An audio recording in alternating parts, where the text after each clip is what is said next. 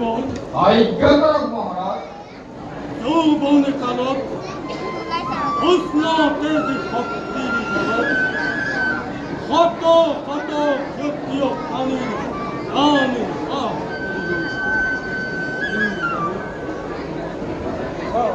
আজি এই অন্তিম ক্ষণত জড়তা চাপিছে ওচৰ নাই আজি ৰাজ্য কৃষ্ণ মই বহুত পাপ কলিৰ মন্ত্ৰীবৰ মহারাজ মহারাজ নেদেখো তব চিন্তার কারণ রাজ্য রক্ষা করার জন্য মহারাজ তেন্তে পুণ্য আছে গ'ল।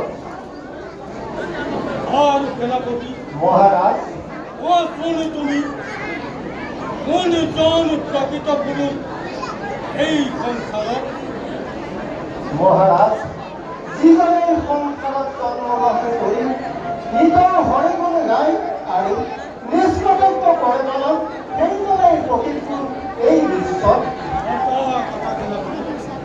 যিজনে একান্ত মনে পুৱা আৰু গধূলি শ্ৰী হৰিক স্মৰণ কৰে এওঁৱেই প্ৰকৃত পুৰুষ। হয় মহারাজ।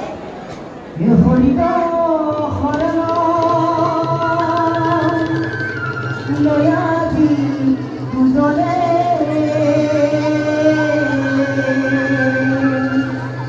এ হরির চরিত্র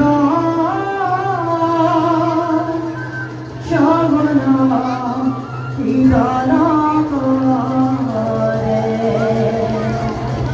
এ হরির চরিত্র শ্রবণ কীর্তন করে নারায়ণ নারায়ণ নারায়ণ মহারাজ জয় হোক। আহক আহক দেবরী আপনার আগমনে পবিত্র করিলে এই রত্ন রাজ্য। রাজন ইমানে চিন্তা কৰি কিহৰ কৰিছে আলোচনা? ভাবিছো দেবৰী ৰাজন এই বৃদ্ধ অৱস্থাত কেনেকৈ ৰাজ্য কৰিম শাসন। ভাই আজি ৰাজ্য শাসন কৰাৰ ইচ্ছা নাই তাকেই ভাবিছো দেবরী।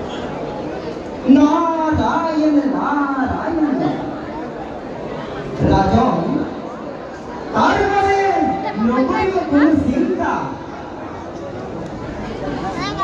অল্পই এখন বিষ্ণু পূজার পরমায়ুজন বিষ্ণু পূজা করিলে আপনার রাজ্যের সকল সমস্যা সমাধান।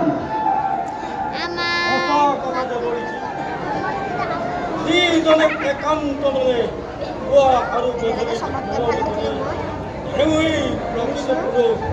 আৰু দেৱৰী কালিলৈ মই এই বিষ্ণু পূজা কৰিম আয়োজন।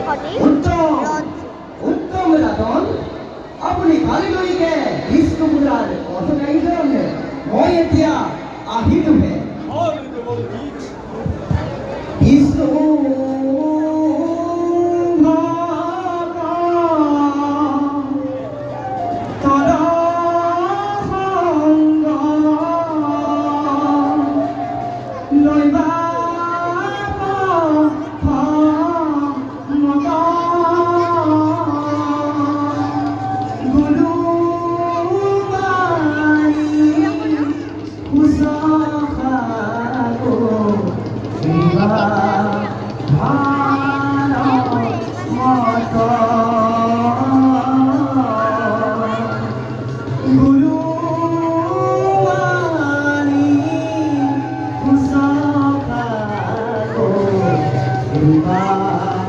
Ah